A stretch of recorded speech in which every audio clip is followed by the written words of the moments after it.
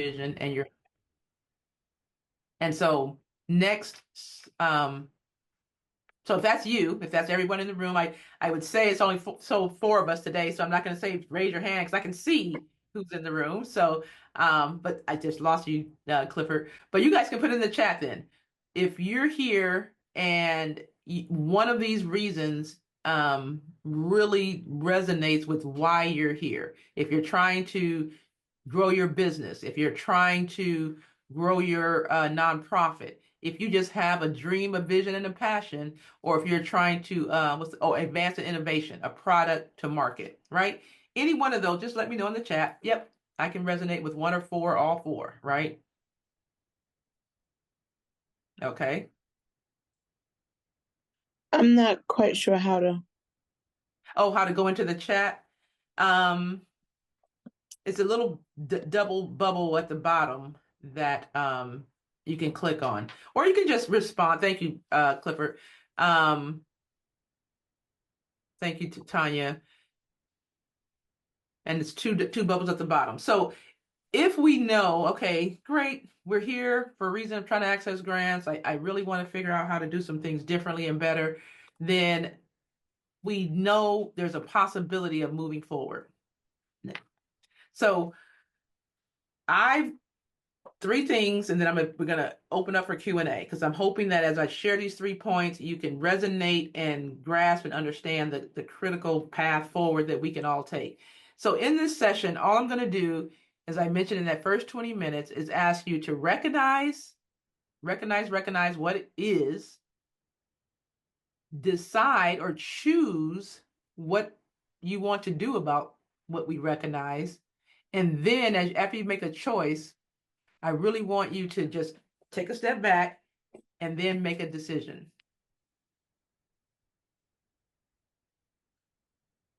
And that decision has to be about a change, which change you're going to make. All right. So next slide. If I were to tell you guys that today I am no other than a person that will help you see systems that are not or are working for you. I show all these checks. I've been doing this for 30 years. All the successes right now. We just received a notice just 2 days ago where 5% of the applications that were submitted to a federal agency, only 5% were funded, or 5 applications, I'm sorry, to a federal agency. And we were one of the 5. Our application was one of the 5. Using our software, using our proven best practices, but more importantly, creating partnerships that matter, right? Which is what we believe is a game changer in this industry. And so when I show these checks to say, great, we have some great concepts and great people and great writers, but more importantly, every one of these checks that we've been able to secure in the millions of dollars were because we had great partnerships. And there's a model that we've been promoting in DC and all across the US, and we're doing a symposium tour, that says if you can create a concept in 3 E's, you're going to increase your probability of getting funded. So we've built that into our platform as well so that you can navigate, where they say increase your probability of getting funding in the areas where it matters most. So that's all I am today. I'm not going to be anybody else but someone to show you a system that represents what's happening now and the potential way forward. All right. So in this system, I want to just make sure everyone's aware that I've been supported by, in creating this system, I'm recognizing it, my team. You see here our grants manager, who's just working with us and making sure we can create the window for everybody to walk through, the broad enough platform, the website, right? The back end of the content, the access to the software.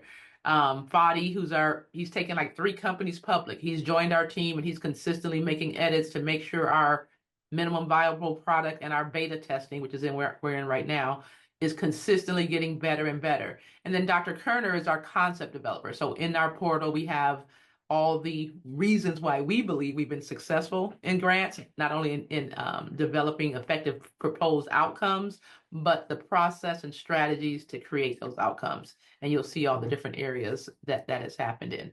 But this team and myself said, here's the thing, Lavina, let's get on the call, let's get on these discovery sessions and make sure people understand what we're up against. So what are we up against? Discovery session. If you looked at the current system and we said, okay, let's just, first thing we're going to do, three things, I'm done, and then we'll hopefully be able to move more people onto this platform that'll change the narrative of how we're making grants inclusive, is to recognize how the system is or isn't working for us. And I'm specifically talking the grant system. But all systems, we have to recognize the health system. If you think the health systems work for all of us in a global capacity, coming out of prison, the youth that are in your community, do we think the health system, the education system, social justice system, on and on and on, the mail system all of a sudden is not, in our favor sometimes, right? Because we don't even know what happened in that election with the early ballots. So we don't know what systems are truly, truly designed for us and are effectively moving us forward. I know that there's one system that doesn't work for us, and that's the grant writing system. The way it's been set up, the way it was designed, the way it's been constructed, the way they portray the equitable access to this trillion-dollar industry every year, it isn't a system that has been designed to work for the masses, right? It's designed to work for the few, and they got their reasons. I won't go into it. Next slide. So once you recognize this and we say, okay, and I'm not going to go through all these systems that are on this slide, but hopefully you can read a couple of them. The education system. I have some examples of the economic system. I don't know why my slide is so small. I do want to read one of those. There we go. The wealth building system. And when we talk about wealth building, which is really what I want people to feel like when they say, hey, I want to do well, I want to build wealth, that they can say, oh my God, the wealth building system is in the wealthiest country in the world, 10% of the Americans' households would not own 89% of all the US stocks if that system was working for us, right? Meaning 10% of American households own 89% of the wealth in the US. So if the system was working for us, that would not be true, right? It would be more equitable. 1% of the population would not represent over 70%, 77% of the wealth, right? We all know that. So all these inequities, you can look at the financial taxing system. You can look at the inequity in sports system. Going back to your point, Clifford, it's not just a sport grant funded by the state of California. That talked about exactly what you were talking about, how we can look at athletics as more than just a sport, right? Because there's lessons, there's things that the quarterback can take, and we talk about the mental health, right? The things that they haven't addressed that these athletes have to do when they show up on the court. And then when the crowd goes away, they still have to figure out how to perform or how to be able to show up the next day. Game won, game lost, doesn't matter. They have to show up. And so all of these things, and I used to coach Clifford women's basketball, so we'll have to have a conversation at one point. But the passion in this slide is for us to recognize that maybe we should panic. Maybe we should panic. Because if we don't, I wonder often, and I do this, I live, breathe this work. I wonder often if we are not headed toward the iceberg that we can only see the tip of right now. But 5, 10, 15, 20 years from now, Kimberly, if you're not able to do your work, Tanya, you're not able to continue your work, Clifford, not your work. The question is, will we continue to be able to do and support our families, our community, and the population we're impacting in a way that they don't become kind of, in a sense, destroyed for lack of access to what we bring them today? And so I say this with the systems that are in place today. Yeah, maybe we should panic. Maybe the people on the iceberg that did panic, that did get in the boat and were able to survive versus those that sat there and sang and played the song saying, hey, it's too late. We didn't recognize it in time. So let's just sing Kumbaya as we go into our demise. What what could we do now to say, I recognize this. I recognize this is not a joke. This is not even more so now, it's not a joke. That we need to do something drastically different in order to make sure this picture is not us. All right. And so what are we going to choose? So if we recognize the systems don't work for us, I have to ask, there's two reasons I'm hoping you showed up, is because you can realize that you need more grants to do the work. that you're committed to do, or maybe you need more access to capital or contracts to do the work that you do, right? So going back to that first slide, it's like, okay, great, we got it, we got dreams, I want to do this.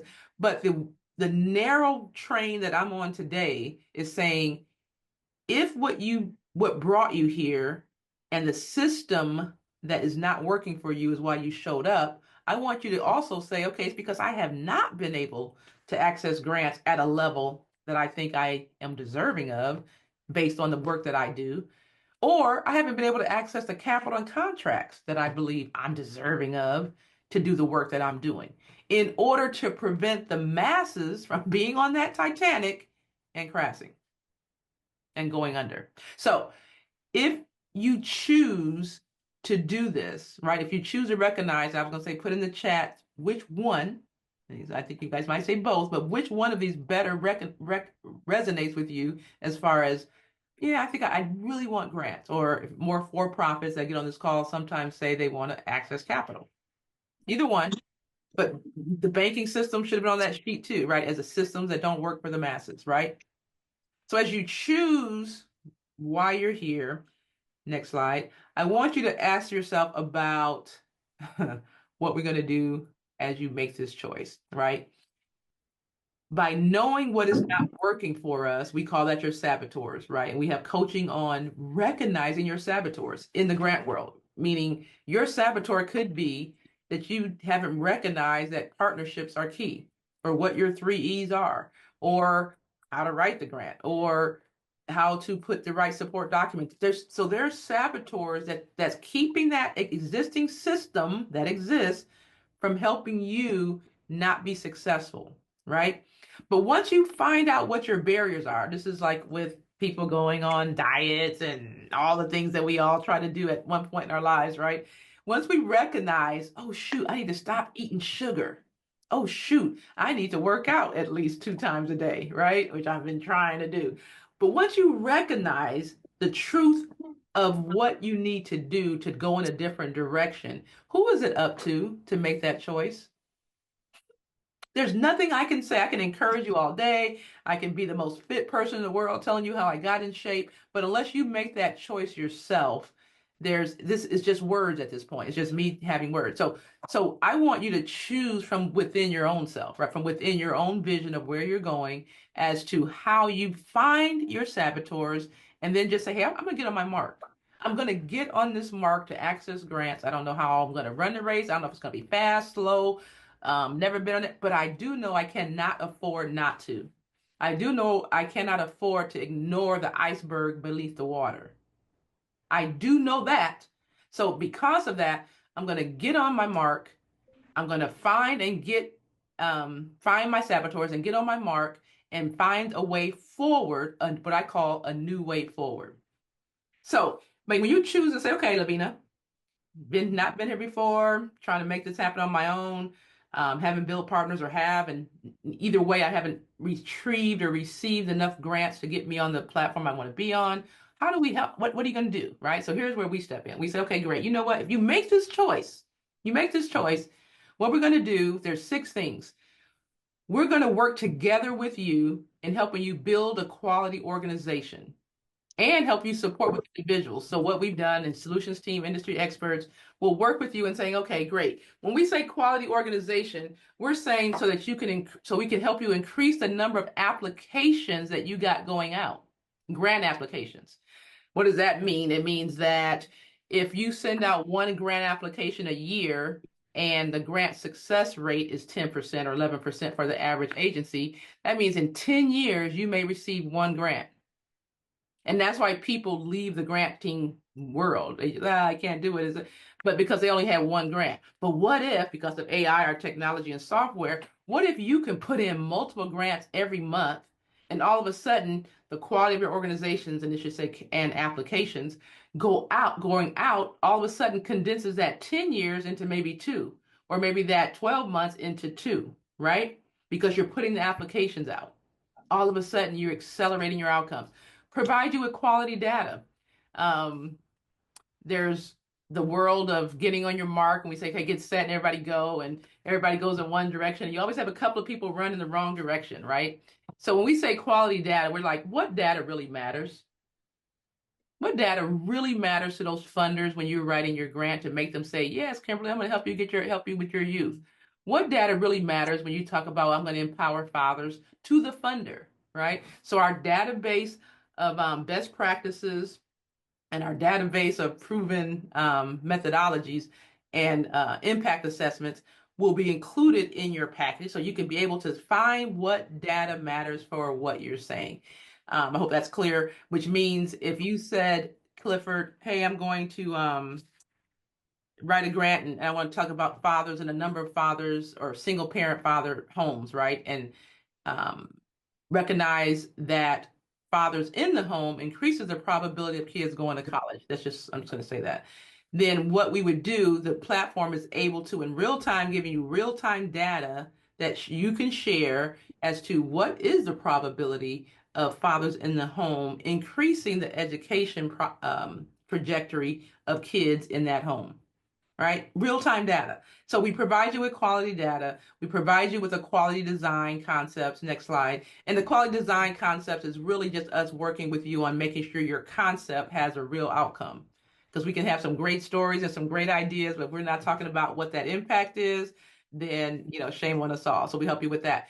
But then as I mentioned already, the best practices and proven practices, those are all in there. So what does that mean? The grants that we've gotten funded before, the grants that we haven't gotten funded, but that other people have, their best practice model and strategies we've been able to pull out and incorporate and categorically align them. So you can go in and say, oh, the Department of Education, right? What have they funded before? What concepts or best practice do they have a history of being familiar with, right? Because we don't want to give people things that they're not familiar with because we all like to stay in our safe space.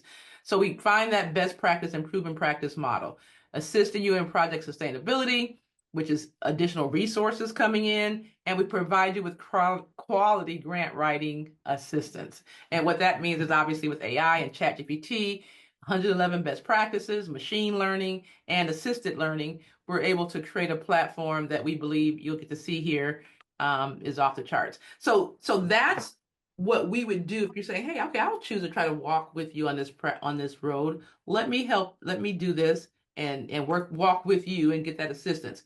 So what happens next? So if you said, okay, I'm going to choose, the last thing is you got to change your direction. So we all know that if you change directions, you're able to experience something different, right? So even though we have the whole Titanic here crashing, we know that shoot, had we known sooner, earlier, faster, or what have you, be able to change direction sooner, this whole tragedy would not be in our history books. So the iceberg right now lies ahead. So we're saying, hey, let's change direction and let's go in a different direction. Let's build stronger grants. Let's promote how we can get grants together. And I want to share with you guys a sample of what that would look like if you're choosing to change directions, right? So let me just share you a sample of how the software works. And how it would help facilitate you in finding the right grant, right? Finding the right grant that works for you, because we help you create a landing page or what we call our priority passion project that's specific to you. And then we use that as a grant magnet to pull in grants. But anyway, let me give you a sample and then I'm going to be out of your way and hopefully get everyone to say, yes, I'll be on this journey with you so we can help change the 1%. But let's show you a sample.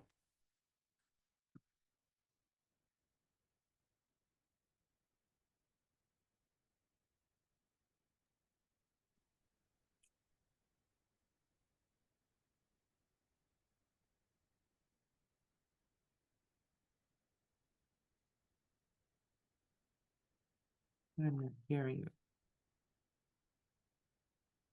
Can you guys hear it or see it? I don't even see it. I mean,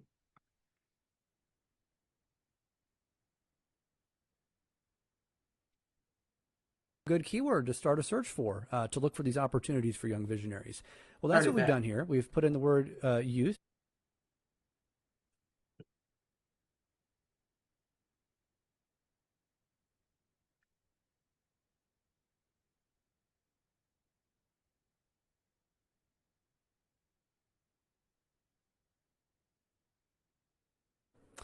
So we thus far have created our general purpose unsolicited grant, but what does pursuing competitive grants that have an RFP with specific requirements look like? Well, let's take a look here at grants.gov and continuing to think about our existing client, Young Visionaries. You can probably recall that back in the fact sheet, perhaps you noticed the word youth come up several times. In their priority passion project, youth appeared there as well. So one would reasonably assume that youth might be a good keyword to start a search for, to look for these opportunities for young visionaries. Well, that's what we've done here. We've put in the word youth, as you can see here on grants.gov. We've searched it, and what do we have? Some 333 results. And we don't even know if all of these results are necessarily relevant to us or if we qualify for them based on the eligibility requirements. We would have to manually click through each one of these, open it up, read the documentation, check out the eligibility requirements, see if we qualify or not, and do that one by one for some 333 results just for this one keyword on just this one platform. The process would be painstaking to say the least. Contrast that now with the approach that MHM has developed. We're going to give you a peek behind the curtain of an internal proprietary tool that we've developed and that we're beginning to use to narrow down this vast sea of opportunities into the ones that are really truly opportunities for you, ones that are relevant and that you can qualify for. So let's take a look at that now. So here we are in our internal proprietary tool that we use for this. And this is for Young Visionaries, that same client. We have their fact sheet loaded into this in the background, and that provides all the information about the organization. That fact sheet is then used to be the magnet for these opportunities. Now take a look. Remember that list of 333 opportunities back on grants.gov? Take a look at what we see here. We've got about 10 or so. But these aren't just 10 opportunities that match a single keyword like youth, for example, like we saw. Take a closer look and you'll note that there is a score next to each one of these opportunities. That score is based on, again, our fact sheet and the grant RFP, and then determining how well we match to it. So we've got some great matches here, a 90 out of a possible 100, 86, 83.33. But that's not all. Let's click on one of these, and what do we see here when we're on this one, for example, Charter School Facilities Program. In the middle here, we're going to see the description of it, summary of it, all the information we need there. That's great, but there's still more valuable information here. On the right, take a look at these different categories. Alignment with grant purpose. It breaks out our score saying that we're an 80 out of a possible 100 in that area. Applicant type, 100 for 100. It breaks down our score into these different areas. But yet still more. Let's click on one of them, alignment with grant purpose. Take a look at what we see down here now. It provides the detailed rationale behind how we align with this. Take a look, explain the organization focuses on youth development, which aligns with the grant's key purpose of enhancing school facilities. The organization's mission and activities align with the grant's objectives. The organization's focus on youth development and education makes it a suitable candidate for this grant. Take a look at the other one, applicant type. The organization is a nonprofit, which matches the grant's applicant type requirement. Let's go to funding match. We're 100 for 100 on that one, it says. The grant does not require matching funds, which is beneficial for the organization. The organization can apply without the need for matching funds. And this one here, program expansion, we're at a 70 here, so not terrible, but it looks like there's some opportunity for improvement. The system is going to bring that to our attention here. Let's take a look at what it tells us. It says the organization has several programs, but needs to expand its focus on school facilities. So what's the recommendation? Take a look down here. Consider partnering with local schools or institutions to pilot a school facility enhancement program. So just imagine this, that 333 list from grants.gov, we've got it into this detailed list, and it's highly targeted. We have explanations of how we match, how we could be a better match, and so forth. So in your portal, you're going to see your matches like this. Take a look at that here. There's that one. Opportunity, charter school, facility programs. We see a green light. We're looking like we're a great match for this opportunity. So in our next and final demo, we're going to show you what it looks like when we click that button that you probably noticed down at the bottom of that screen, Pursue This Grant. So stay tuned for the next demo.